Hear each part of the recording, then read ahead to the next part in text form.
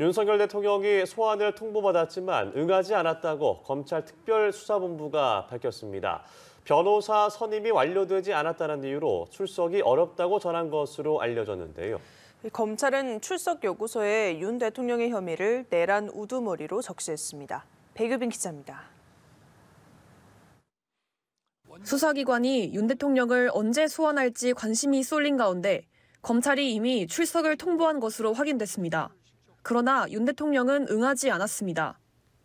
검찰 특별수사본부는 윤 대통령에게 15일 오전 10시 출석하라고 통보했지만 윤 대통령이 모습을 드러내지 않았다고 밝혔습니다. 검찰은 국회에서 탄핵안이 가결되기 전인 지난 11일 우편으로 공문과 출석 요청서를 전달했고 윤 대통령 측이 수신한 사실도 확인했다고 설명했습니다. 윤 대통령은 형법상 내란과 직권남용 권리행사 방해 혐의 피의자 신분으로 출석 요구서에 내란 우두머리와 직권남용 혐의를 적시한 것으로 전해졌습니다. 윤 대통령은 지난 7일 대국민 담화에서 법적 책임을 피하지 않겠다고 했지만 1차 소환에는 일단 응하지 않았습니다. 저를 탄핵하든 수사하든 저는 이에 당당히 맞설 것입니다. 변호사 선임이 완료되지 않았다는 이유를 검찰에 전한 것으로 알려졌습니다.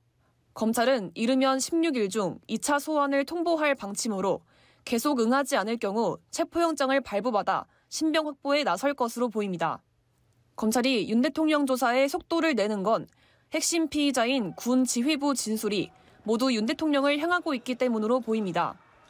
이들은 윤 대통령이 비상계엄을 언급한 정황과 선포 당일 대통령 지시 내용을 상세히 진술한 것으로 전해졌습니다. 김용현 전 장관은 포고령을 윤 대통령이 직접 수정했다고 말했고 곽종근 특수전 사령관과 이진호 수도방위 사령관은 윤 대통령이 의원들을 끌어내라고 수차례 지시했다고 진술했습니다.